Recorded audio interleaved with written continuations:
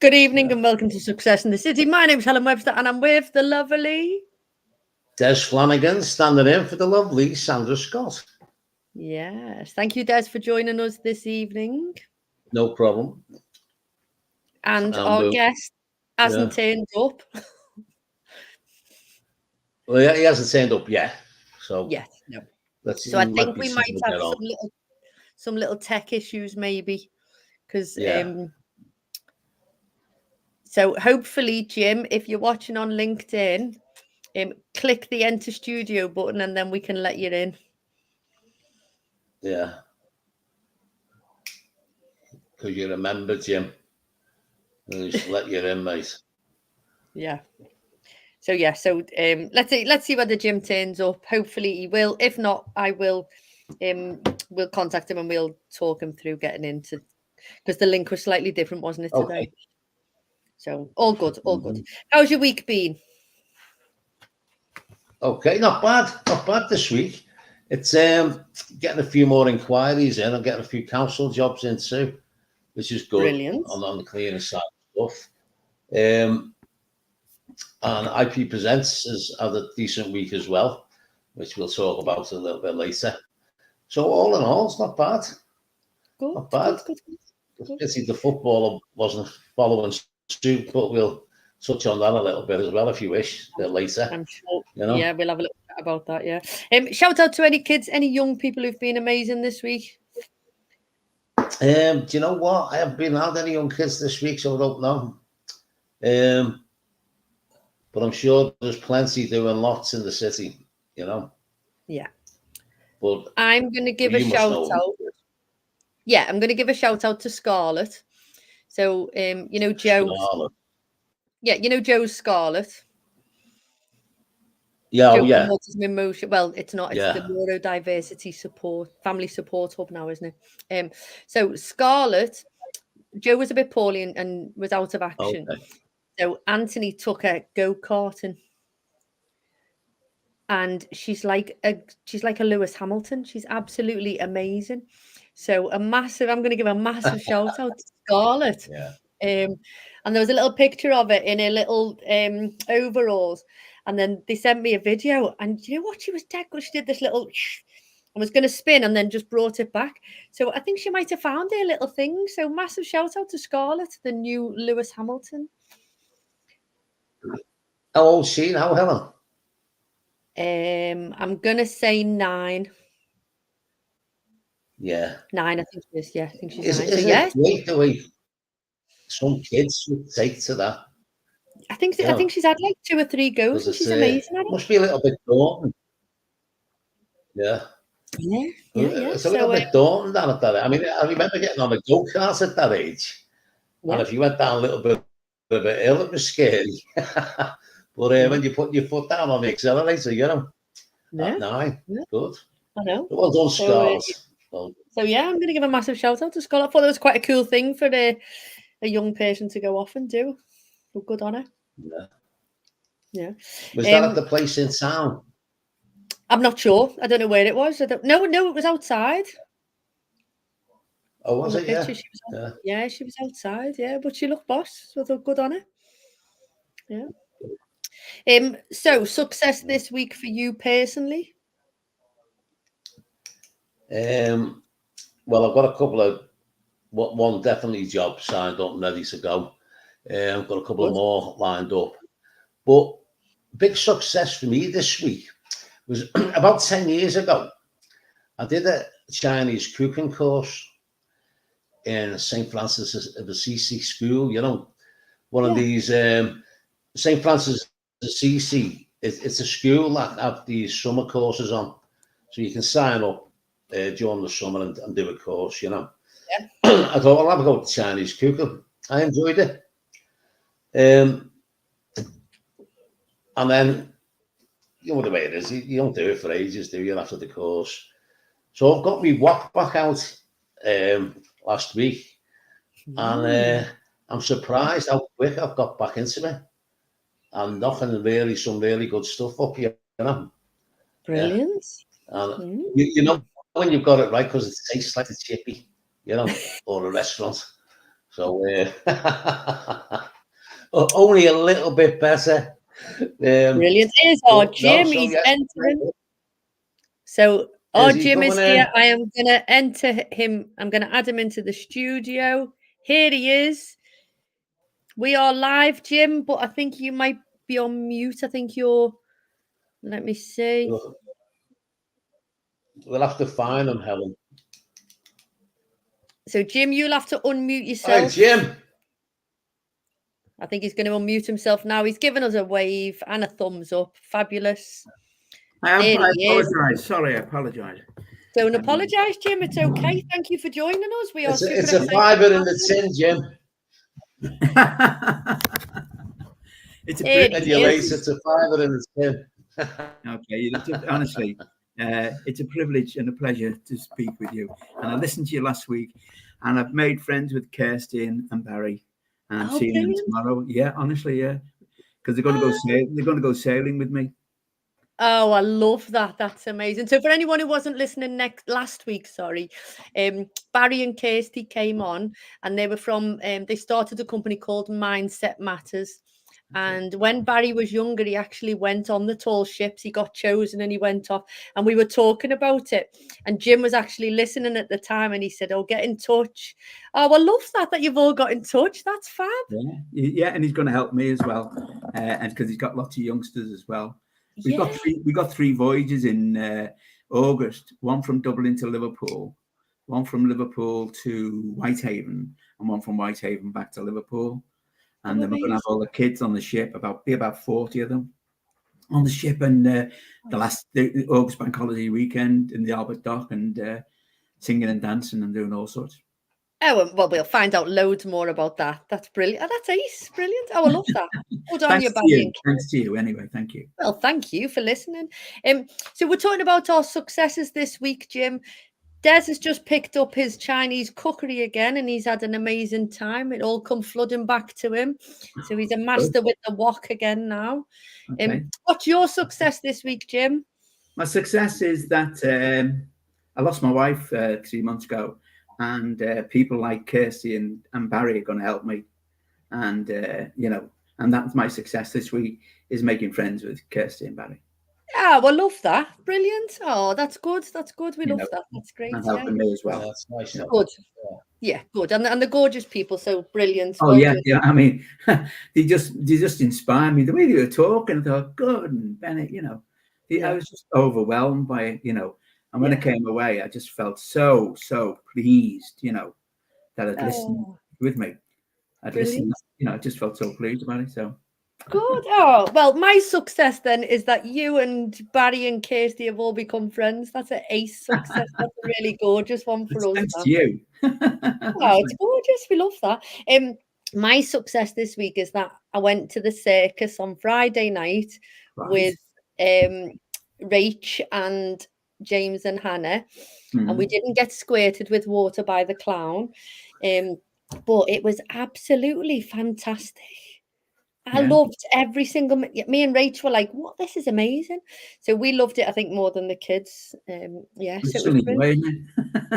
It was like really good. Yeah. So if anyone's watching, go to Gandhi's Circus in Aintree. Where was it on, Helen? In Aintree Racecourse. Oh, in Aintree. Yeah. Did you have elephants? Yeah, guys. Did you have elephants? Did you still have it in Wally Park, didn't he? Not allowed to have animals anymore. So no animals. They had clowns, acrobats, motorbikes, death-defying acrobats on this wheelie thing. Oh yeah, wall of death, like a wall of death. Yeah. 4 motorbikes in a cage. I was like, "There's no way any other motorbike." When your heart's in your mouth, the kids were like that. Whoa, this is amazing. Me and Rachel like this, like No, yeah, because you're more understanding. Yeah, the kids are more risk. 100%, yeah. But no, really cool, yeah. So we're going to play this or that. Desi, you're going to go first. Yeah, okay.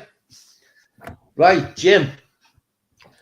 Providing you've got all the right gear on, clothes-wise, yeah? What would you rather do? Go for a walk in heavy rain or a walk in heavy snow? When it's snowing. I'd go for snow. because it gives you so many emotions. Yeah. It gives you the Yeah. same emotion as the rain, as something falling from the heavens. But it gives you the emotion that it's formed on the floor, which you can kick through, you can pick up, you can throw, you can, make snowmen out of. And to me, the emotion is greater with the snow because of what I can do with the snow. The rain is, I'll get soaked. Yeah. I'll go Yes, home and I'll without go, I'll have a shower, and all that. Yeah. But with the snow, it's a different emotion. Yeah. Yeah, I think I'd go snow. What about you, Des? Yeah. Yeah. What about you, Helen? Snow. Yeah, snow for me. Freedom, yeah. Let help. It's the emotions that you have in it, Yeah, it's snow for me. There's a lot more theatre with the snow. The air feels cleaner, and you don't notice the distance you're walking in snow either. No, you don't And see get the that distance. fresh crunch under your feet. Yeah, that's right. If No, you really don't. No, that's right. Yeah, it's good. Yeah. There's nothing like putting your foot into fresh snow, is there, when no one else has been around? That's right. Yeah, I think so. No. It's like being the first in a swimming pool, isn't it? It's great. Yeah. Yeah.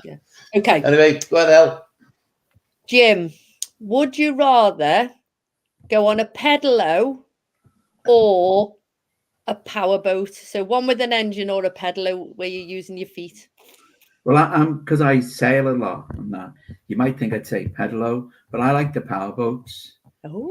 I like going on the powerboats and racing around and doing mad things, twirling around and things like that.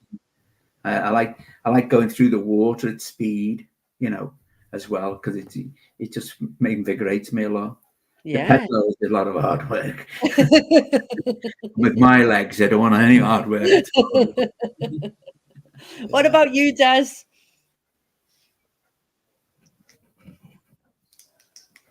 Yeah. I think Des might be on a bit of a delay. I think he's on a bit of a delay. Are you on a bit of a delay there, Des? Hello, me there. Yeah, we're here. Yeah. Yeah, but mine's definitely a powerboat. Yeah. Yeah. Powerboat. I think I like wouldn't get fired on a pedalo. No, exactly. I love a pedalo. Pedalos are ace. Pedalos remind me of being little when you're on your holidays and you get a pedalo and you go out and you're jumping on and off the pedalo. So yeah, that's great. Go on, Des, your next question. When you're 15 and dead fit. Okay, right. Right. Now then, you're stuck in the house for a week. Okay. Yeah. What would you rather watch? A box set of Friends or a box set of Only Fools and Horses? Helen, you go first on that one. Friends. I was never an Only Fools and Horses fan. Yeah, sorry to all the Only Fools and Horses fans. Well, Fools and Horses. No, Friends. Oh, Friends. Oh, Friends. Nice. You're saying Friends. Yeah. What about you, Jim? What about you, Jim? Yeah, I'd go for Fools and Horses because I've never watched Friends. Oh. And that's the only reason I'd go for it, because I've never seen. My daughter likes Friends, and my wife used to like Friends, but I never watched it, so I can't get that experience of comparing between the two. Sorry. That's all right. Radio at the moment. Okay. Okay, I'll ring you back. Are you all right? That's his agent. Okay, bye. Hello, yeah. That's Jim's agent asking for a signing on fee, Jim. My daughter. That's another $5, Jim. I know, yeah, okay. But I mean, another $5. That's the center, now. Daughter. Yeah, of course, you've got to take it 100%. That's cool. That's cool. Yeah. Okay. Yeah, of course. Yeah, but only kidding. Jim, would you rather sail in the Caribbean or in around Europe, like so around Scotland and Ireland, or in the Caribbean? You're asking the wrong person about this because I've sailed all around the world. I know. Where would you rather go? Mate, I'd sooner go to the Scottish Isles. Yeah. And I've been several times, and I've been to Caribbean. I've sailed around the Caribbean. You know, I've sailed around Tenerife, New Zealand, Australia. You know, and I'll tell you now, New Zealand's good, but the Scottish Isles are absolutely fantastic. Yeah, lots more to see. There is, and it's weird in the sailing that you can do there. Are you with me? Whereas the other ones, it's you go in distances all the time, and it's more sailing than you're actually seeing. Okay. The Scottish Isles. If I sail from Liverpool, it'll take me about 48 hours maximum to get. Depends on the ship to get to the Scottish Isles, and then I've got 5 days around the Scottish Isles and then 2 days back again. So it's a no-brainer to me. Yeah, that's lovely. That yeah. What about you, Des? Scottish Islands as well. For the same reason, it's not that far from home. So it's plus the fact we were thinking that our next holiday was going to be up there in the Scottish Islands. You know. Yeah. Okay. It looks spectacular. It is, and it's not crowded. You know. So I'd say the Scottish Islands. Yeah.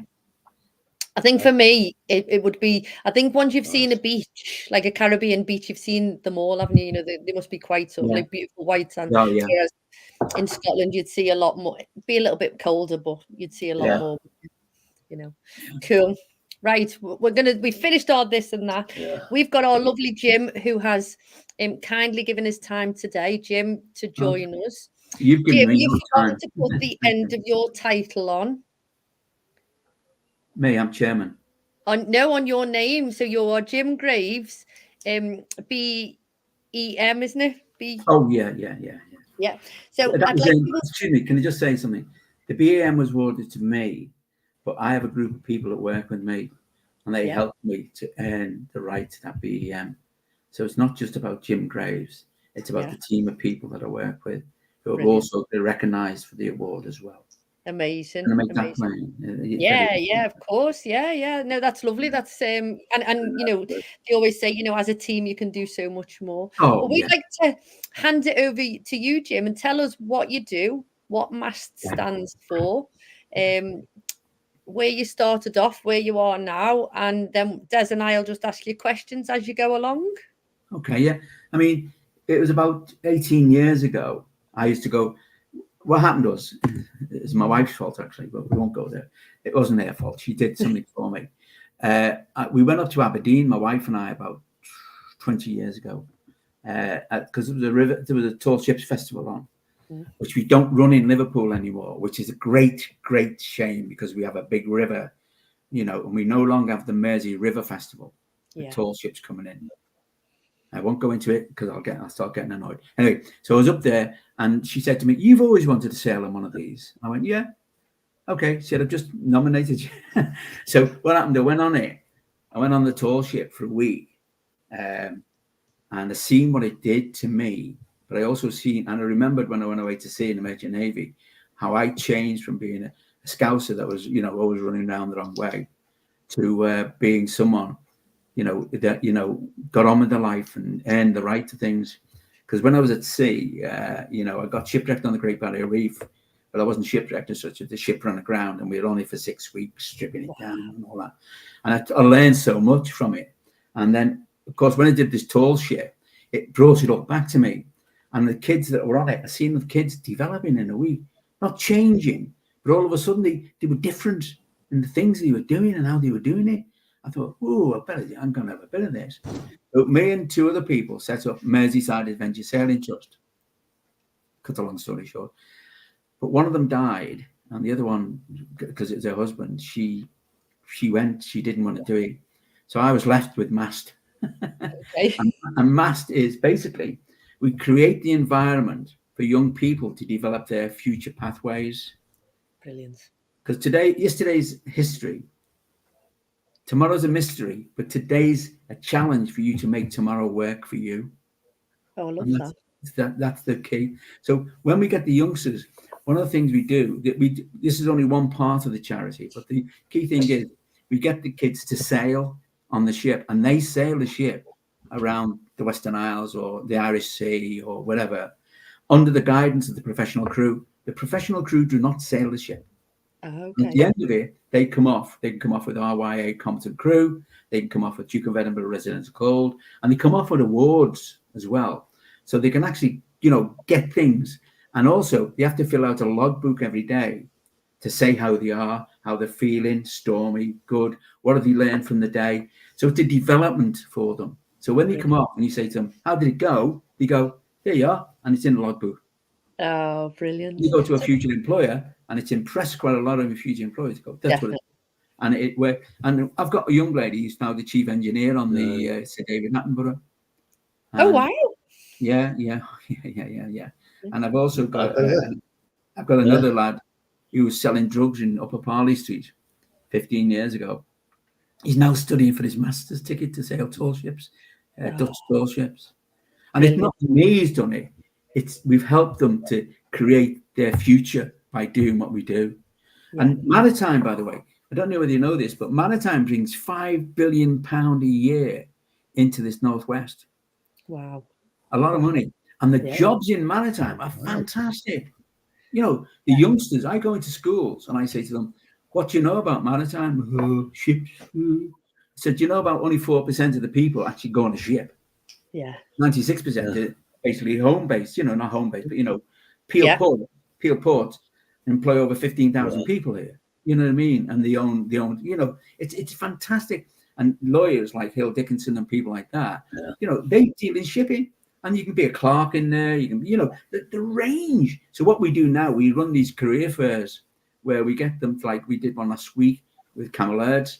And Camel Airs got into the Hive in the Wirral. Oh, yeah.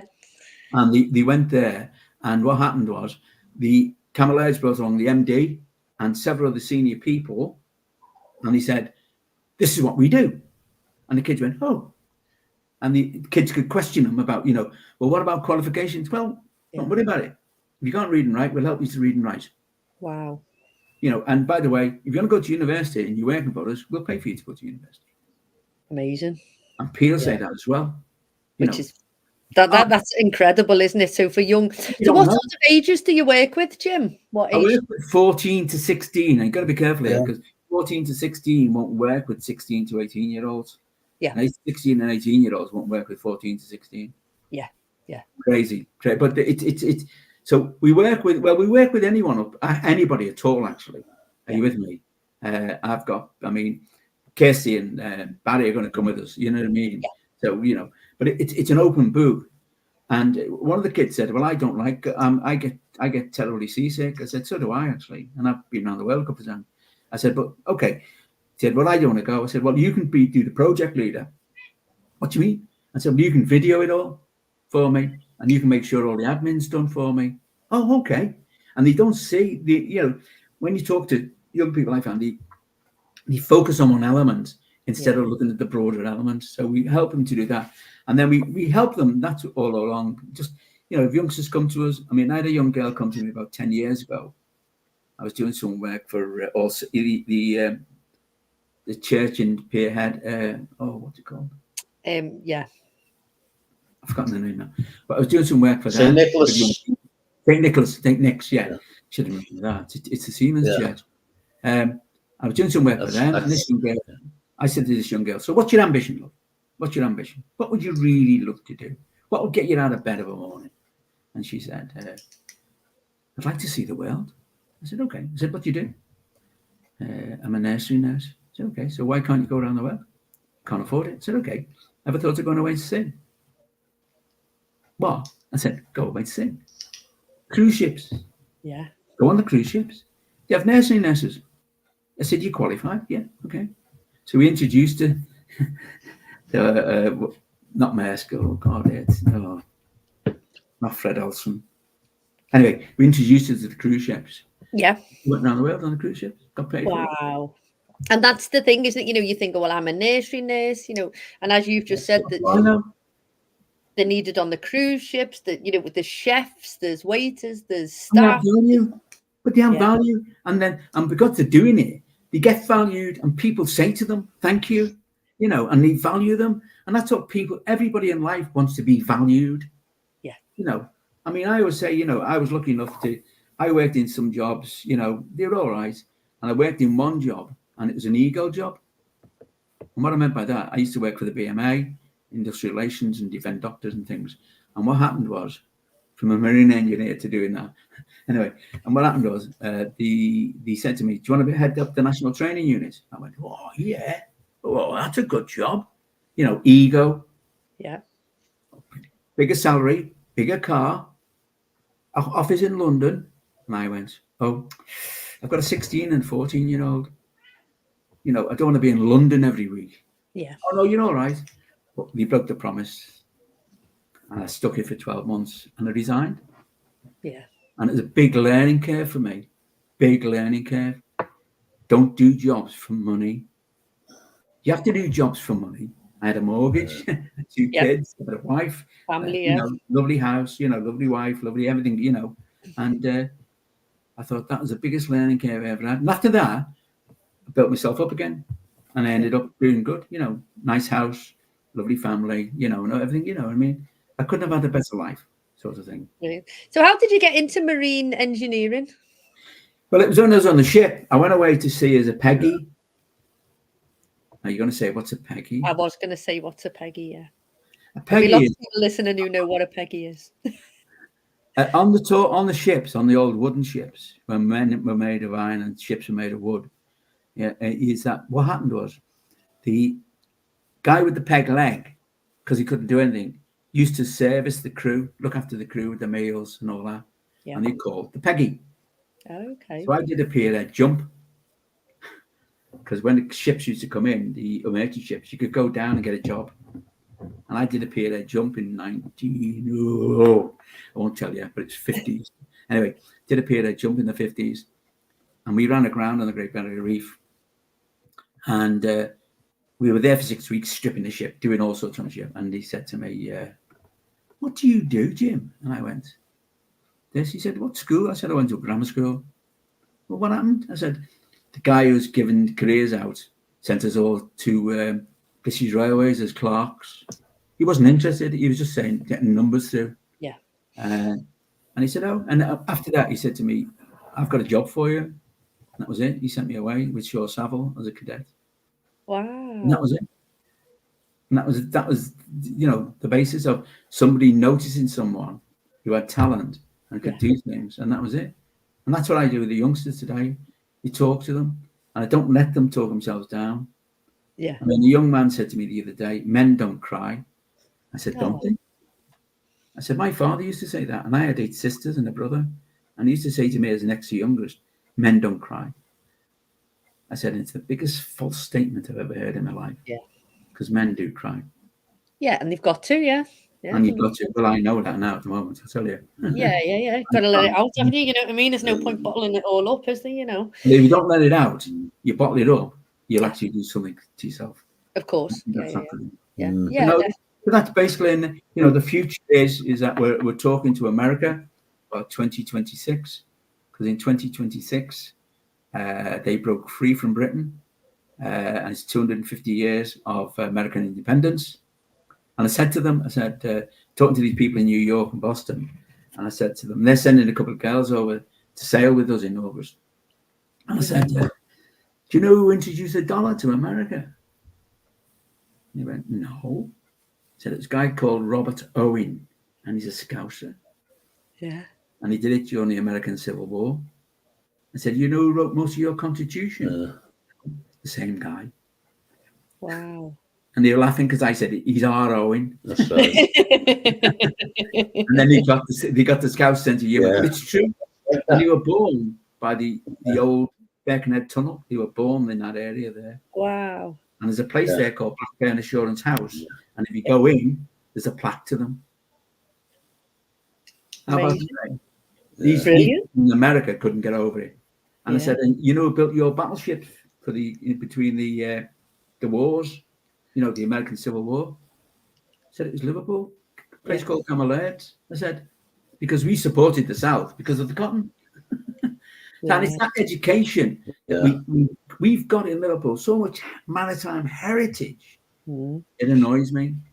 Sorry, it annoys me because people do other things and they I won't say anything because I'll start. I'll forget. There's other people doing things where they should be building tall ships and building things for the kids to do things on. Yeah, definitely. I think it's so. And Before, I was really interested because you said you were seasick. So I'm terribly seasick. Yeah, ginger biscuits.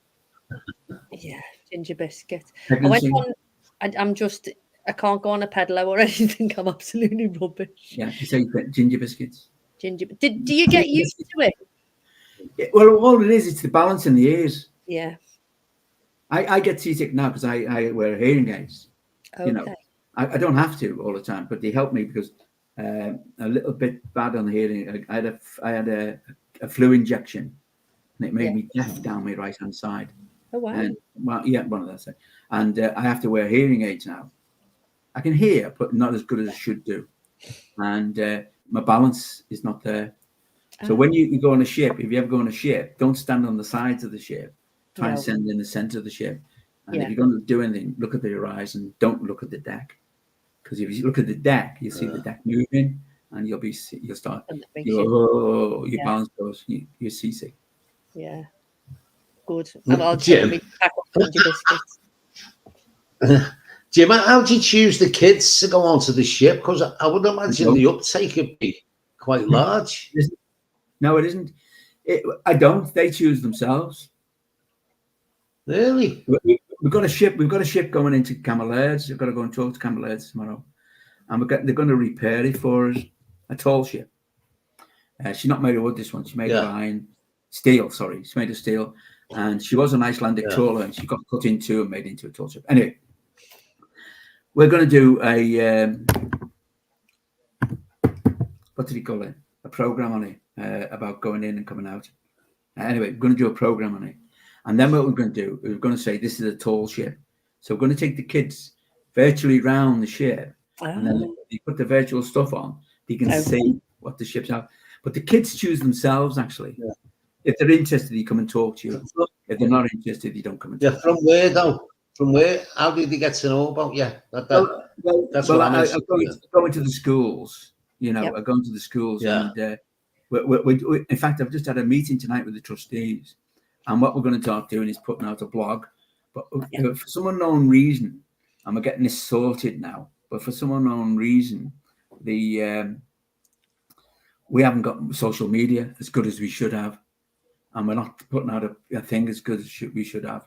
And the problem with that is that we could end up with getting too many. And we're not a big thing. So we've got to try and balance it. But that's how we do it. Go to the schools. Schools help us.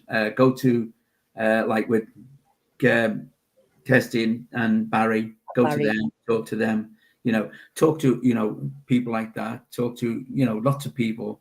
And I'm members of Mersey Maritime and another thing called the Propeller Club. So you talk to them, they're business people, and they support you. Lady Ann Dodd gives a huge contribution every year. She's a lovely lady, Lady Ann Dodd. I can't tell you how much because that's very confidential. Of course, yeah. She's getting annoyed with me. But so where are the ships? Where are the ships? Is it moored, docked? The docked? It didn't moored or docked. Tied up alongside. The ships we just charter the ships from people we know. Okay. And there used to be one called Stavros Esniarchos, and the reason it's called Stavros Esniarchos because he gave him $6 million to build it. Wow. And she was an English ship. And there was one called William as well, Prince William as well. But we know the people that own the ships, and they trust us. Yeah. And we bargain with them, and then we get donations. So the youngsters coming on have to earn the right to go. To answer your question, Des, as well, they don't just go. We don't just go. Oh yeah, you can go sailing. No. You have to earn the right. and we say to them, Yeah. how much are you going to raise? And they go, well, how much?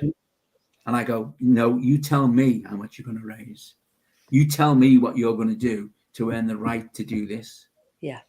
And they go, oh, not necessarily raise money, but what are you going to do for MAST? You know, and things like, you know, doing videos, writing things up, blogs up for you, anything like that. It helps us. So therefore, we say, you've earned the right to go. You can go. Brilliant. And you feel bad. So when you get on, Jim, when you earn the right to go and you get on, how long is it for? Oh, it's generally only for about 7 to 10 days. That's all. Right. 7 nights. Generally about 7 nights. And we can get up to the Scottish Isles and back. We sometimes can go down to Falmouth and go to the Scilly Isles and back. Oh wow! You know, but we tend to sail in the western in the Irish Sea. Is the Irish Sea not really choppy? No. No. It's like a mill pond. Depends when you go. Oh, is it? The problem with the Irish Sea, it has some of the highest tides because you've got the Gulf Stream that comes in from the top of England and comes down. And then you've got the Atlantic Ocean that comes from the south and comes up, and they meet around the Isle of Man. And that's where you get all the bad weather. So when it is bad, it's a really bad place to be. But we won't take anyone out with a 4.6, anything above a 4.6, a thing like that. You can't. No. You know, the insurance wouldn't allow you to do it anyway. You know, so we do take them out on some rough weather. Go on, I was going to say, Jim, I used to work with a lad, right? And he had a yacht, a little yacht. Yeah. And when we on a Friday, we say, what are you doing the weekend? We say, we're going to a match or whatever. Yeah. We say, I'm sailing my yacht round to the Menai Straits. Yeah. And that's where he used to go for the weekend. That's and right, we thought, God, how windswept and interesting does that sound, you know? Yeah. And he just the Menai Straits is the Menai Straits for the weekend. I know, it's brilliant, honestly. Isn't that nice? Yeah, you can go to the Isle of Man and back. Yeah. Mm. Where's your favourite place, Jim, that you've sailed to? Yeah. In the world. In the world, yeah. A place called Mount Maunganui in New Zealand. Mount Maunganui. It's by a town called Napier, and Napier was flattened by an earthquake in the early 19th century, in the early 20th century, and they had to rebuild it, and they built it as Art Deco. Oh wow! And when you go into the bay, you go into this bay, there's a mountain, massive, just out of everywhere's flat, and there's mountains there with snow on the top. Wow! And what a fabulous place, you know. And the other place I live is in Boston, that way up that, you know, up the coast there. Canada's a fabulous place to go to. Yeah, Canada's a fabulous place. Honestly. Amazing.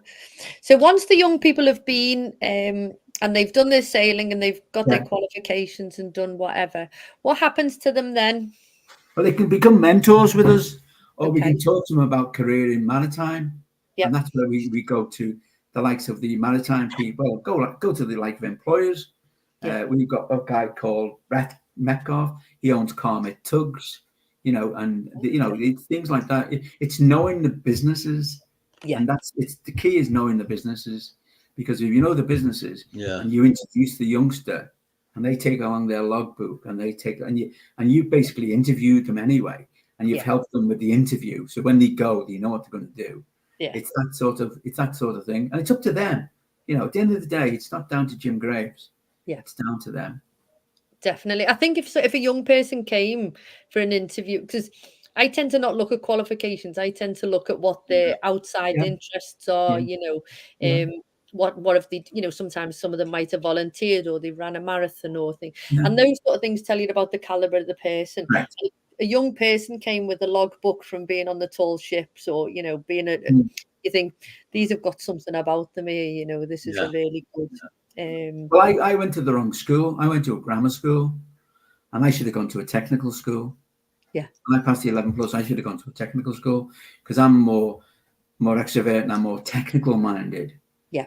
And the grammar school, okay, I learned Latin, and Latin helps you with the languages and all that. But to me, it was the wrong school. Yeah. It was the wrong school for me, you know. And you know, I got qualifications out of it, but the real reason I got qualifications was when I started work, and then I got qualifications.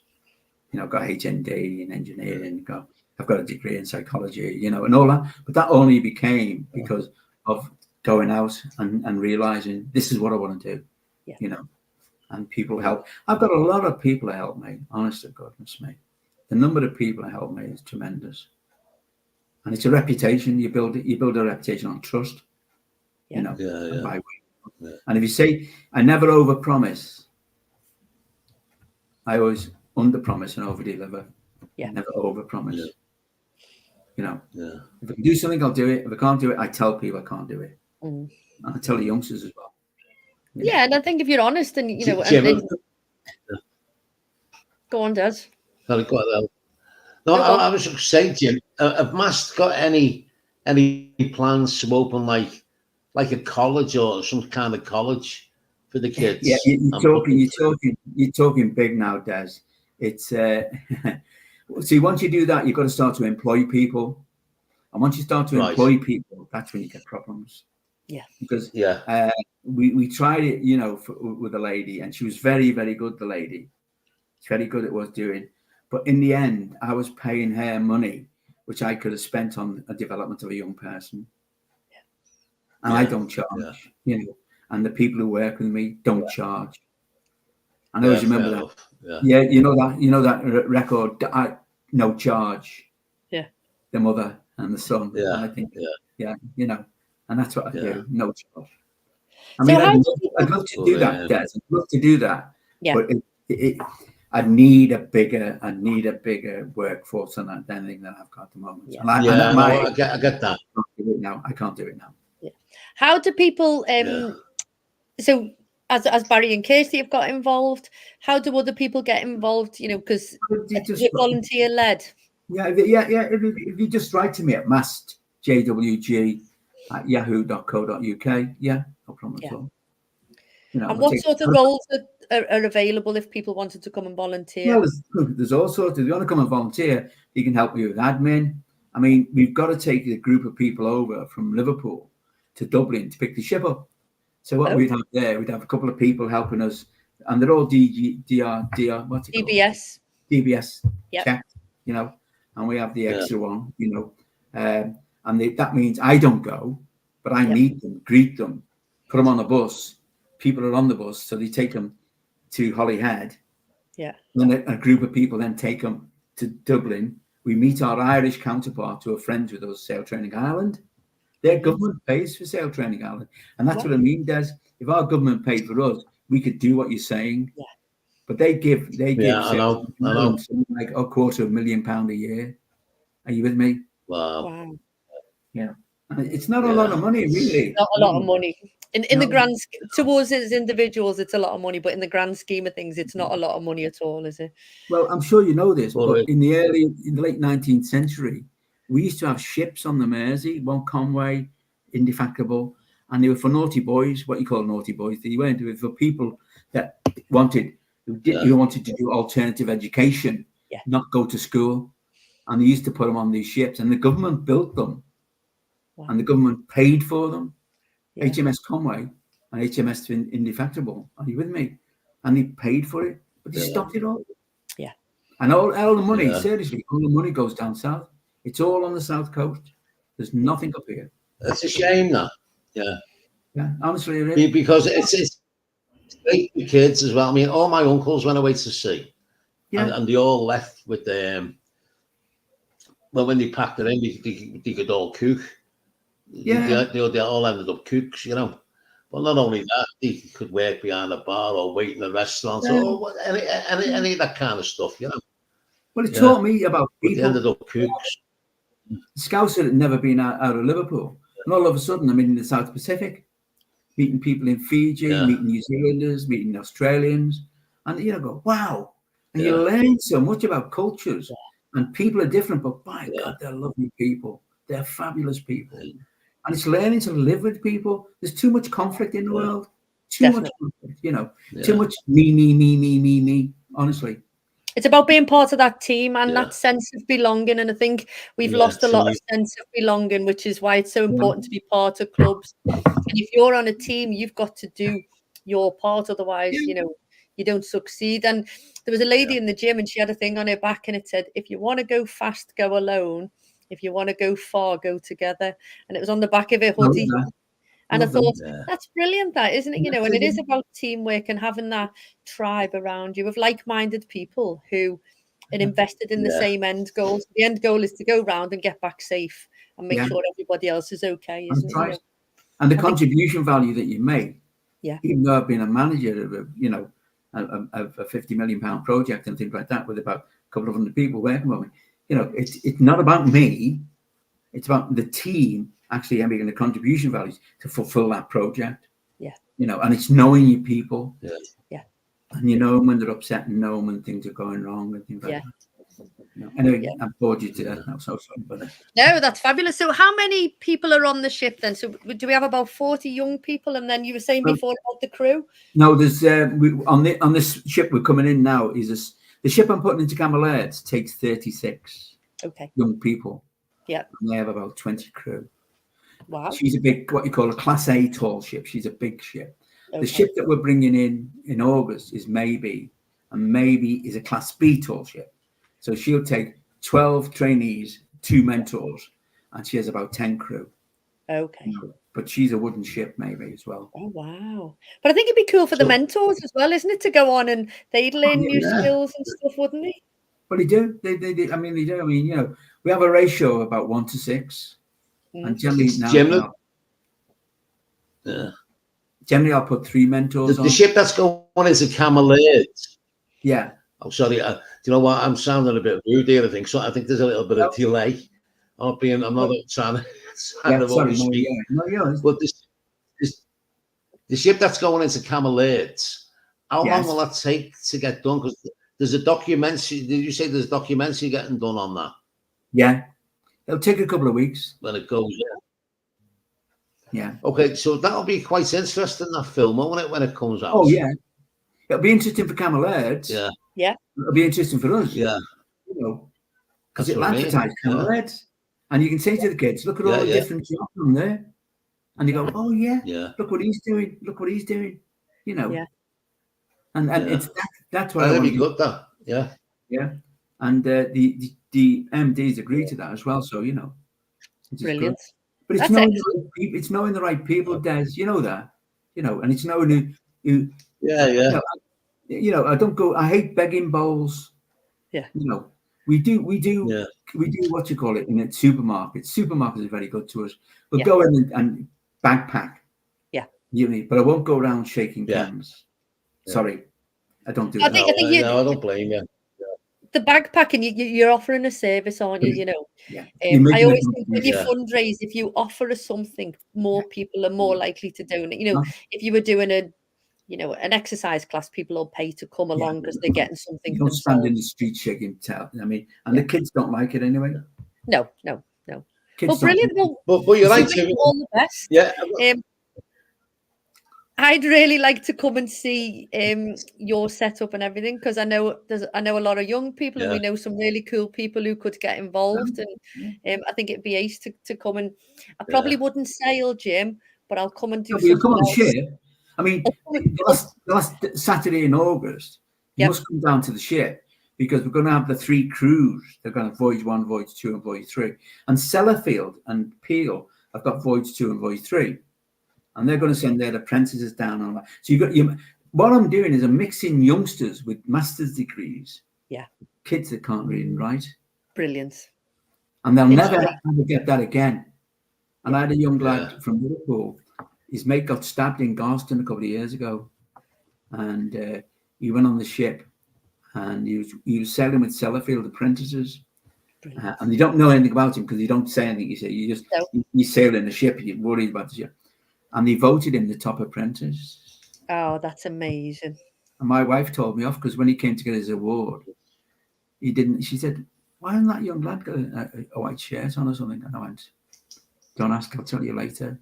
He said, well, "Why didn't you sort him out?" I thought again. My fault. Well, that was my wife because she was a lovely person anyway.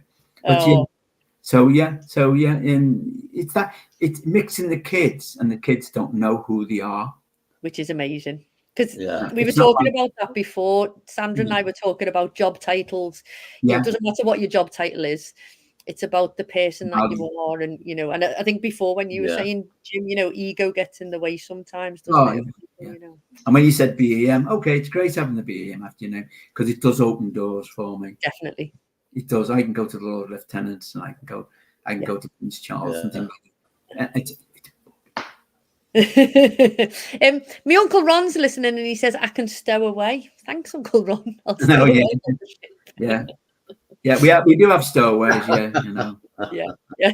No, look, I'll tell you the Yeah. funny story. We had about 3 ships in once, and one of my guys who helped me a lot, a guy called Vin Finn, tremendous guy. He passed away since, but he was on the ship, and he went on the ship, and he didn't see the captain, and the captain found him and said to him, "Who are you?" He said, "I'm Vin." He said, "Well, who are you?" He said, "Just I'll have to check this out." So he phoned me up, this guy, and he said, "I think we've got a stowaway."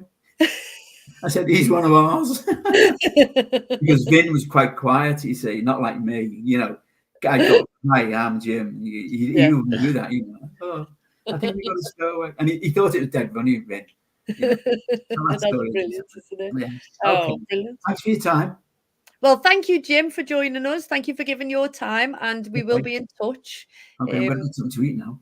Yeah, go and have your tea. Thank you for joining us. No And problem. we wish you all the best and all the young I'm people. not quite And finished. we'll share Yeah. everything No, yeah, on our well, pages. you know where you are. You know where Yeah. I am. Please, if, you know, if the ships come in, all you do is come down and just say, "It's Jim there." Brilliant. You know Thank what? you, Jim. Okay, take care. God bless you. Take care. You can Thanks, stow Jim. away. Yeah, still away. Yeah. Get me stowed away on the Dublin trip, Jim. Yeah. Okay, mate. Yeah. Okay. Take care. Bye bye for now. Bye bye. Thanks, Jim. Bye bye. Bye-bye.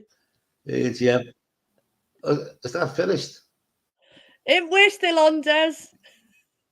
Jim's we gone still off for on? his tea. For the Have you got sea. any red face? Have you got any red face moments, Des? Yeah, this show tonight. There must be a 2-second delay on it or something, you know. And I started to talk. People are still talking. I'm going, hang on, how rude am I? You know, how rude must it sound? Anyway, I went out the other week with, you know, I met Phil in town. Yeah. And I thought, I'll try my bus pass out because I've got my bus pass. So I got on it. And I thought, I was meeting Phil at the town hall. Yeah. Yeah. I thought, I'll get off facing Rigby's and just walk down, you know. So the bus pulled into, you know, the gyratory. Queen Square. Yeah. So as it pulls in, Phil rings me. And I hate talking on the bus. So I'm looking out the window on the other side. Right. And so I was talking to Phil for a couple of minutes. Turns around, the bus is empty. And the driver's going, "What are you doing?" I said, "What do you mean? What am I doing?" I'm on the bus.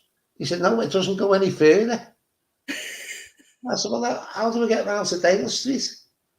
So he said, "No, you have to get another bus. This particular bus that you're on stops here." And we're not getting buses. You don't know the score, do you? You know. So I said, "Okay." So I got off the bus and had to get another one. So I felt a little bit lost. Everyone must have been looking at, but the drivers must have thought, "What's wrong with this fella?" You know, he must have thought it was a wino or something. Oh. Anyway, yeah. So Brilliant. I love that. so That's that was fun. that one. Brilliant. What about you? You had any this week? No, I think I've been okay this week. Yeah. Oh no, I did. I went to the school on Sunday to help, and I was brushing the backyard, and the back door shut, and I was locked outside, and I couldn't get back in. Yeah. But my phone was in there, so I had like nothing, and I was like, oh, so I was banging on the door, but obviously there's a few doors, so I was thinking they can't hear me. I was thinking, I wonder if they'll like wonder where I am. So I thought I'm gonna have to climb over the fence, you know, to get out. Anyway, I've got an iWatch. Phil bought me an iWatch for my birthday, so you can send texts on it. So I had to text them inside to say, "Can you come and let me in?" They had to come out and let me in. So I was quite lucky. You felt like James Bond. I was thinking, I was like this on my phone, and you don't even type, you draw it. But I didn't have my glasses on, so the message they got was outside or something. So yeah, so that was cool. So shout out to the grown-ups, any grown-ups who've done amazing things this week. You got any? A little shout out to Anthony Russell. Oh, you, yes. you might remember Anthony from the X Factor. Yeah. Yeah, he's got another album coming out. The second album's coming out next month. Oh, in brilliant. May. So what I'll do, I'll get a bit more information for you for that, Helen. You can give it out on one of your shows. He can come on. In the He's going month to of come May. on our show, isn't he? Oh yeah, I can get him on. Yeah, that's no problem. Yeah. Yeah. So that might work out well for him, actually. Yeah. So he's done great. He's done great the last couple of years, you know. So well done, Brilliant. Anthony. Well done, Ant. Yeah, brilliant. Yeah. I'm going to give a shout out to Gandhi's Circus, to all of the acrobats and everybody in Gandhi's Circus. Yeah. Because it was like $9.99 a ticket, so not majorly expensive. You could take your own food and drinks, and they weren't bothered. You could take your sweets, your crisps, and it. Yeah. And it was on it started at 6:30, and we got out at 8:45, and they had about a 15-minute break. But brilliant, well worth every single penny. I'd highly recommend anyone. Yeah, brilliant, really, really good fun. The whole audience was buzzing, so it was great. Yeah. I think the circuses should be supported. You know, it's a great piece of theatre, especially for the kids. It's all live as well. You know, yeah, and it's kids love it. You know, kids love it. Yeah, it was brilliant, really, really good. What you reading at the moment, Des, or listening to? I've just started a book by Jamie Carragher, right? Oh yeah, and it's the greatest games, but it's not just the games he's played in. And he lists 10 games, and it's some great, like obviously the Istanbul games in there. Yeah. When Man City beat QPR to win the league 3-2. Man United beating Bayern Munich in the Champions League with them last 2-minute goals, two goals in the last minute. So it's all games like that, you know. And it's really in depth. He goes into in depth. It's a good read. I was surprised. He's one of the most knowledgeable footballers, because when he used to play, he used to watch every single. He used to record all the games, didn't he? And then he used to come home and watch them all. So he still does. He's really knowledgeable. You know, really knowledgeable. Brilliant. And I've watched as much as I can about this on Slot. That might be. Oh yeah.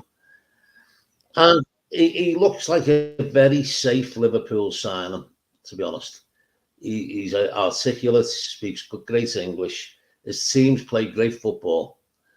And I think, no pun intended, but I think he'll slot right in, you know? Yeah. I mean, it's very, very difficult, isn't it, to come in after, like Moisey came in after Alex Ferguson, didn't he? It's really difficult, isn't it, to be the next one, isn't it, Yeah.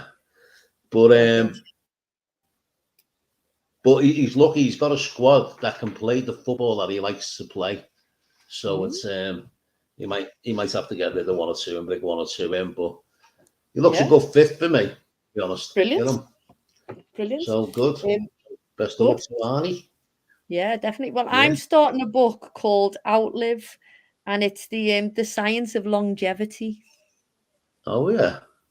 So I watched the program on Netflix, and if anyone hasn't seen it, you need to watch it. It's about the blue zones. So the blue zones are different places around the world where people live to be over 100. But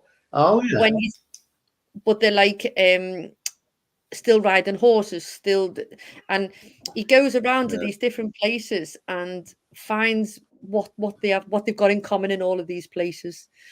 Are they all like remote islands and that? No. There's a place in America, there's Sicily, Japan, and there's a place, and Costa Rica. And it's all different places, but they all live by the same. So one of them is about community, being part of a community. One of them's about what's your purpose in life. So in Japan, they have ikigai, which is your purpose, what you get up for. In America, this place. They all go and they volunteer, and it was a bit like Jim was saying, you know, having that purpose to get up and you volunteer and you're doing something for somebody. And fascinating program. Anyway, this Outlive is supposed to be on along the same lines, but it fascinates me how these people who are, you know, 100 and and movement every day. That's the other thing. Yeah, I want to say there must be common denominators, mustn't there, amongst all these places? Yeah, there's the four common, and the fella who started it, he's created his own blue zone in America, and he's set his own one up. It's Oh yeah, my Uncle Ron says the longest living man is 111, and he was born in Liverpool, and he's still alive now. Yeah, he's in a nursing home in Southport. Yeah, it was his birthday about 3 weeks ago. Yeah. But he's still, you know, he's still chatting away, isn't he? He's all there, sort of thing. So it's brilliant. I always remember that story about the woman. She was 112, and one of the television, like the BBC or ITV, I don't know, went to the home where she was in Bournemouth, and they always ask, what's your secret to a long life, you know? And she said, I packed up smoking when I was 104. Remember that killed me. Yeah. Brilliant. Well, thank you, Des, for joining me tonight. Thanks to Jim for joining no problem for some of the show. Yeah, we'll have to meet Jim. Definitely. I think he's got a lot more sales there. Definitely. Yeah. And we'll get the 10 of the O's for being late and using his phone during the show. Oh, you know. No. Bless him. Bless him. What a guy though to come on. I know. Okay. So massive thanks, Des, and we'll see everybody next week. We will. Have a great week, Helen. Have a great week, Des.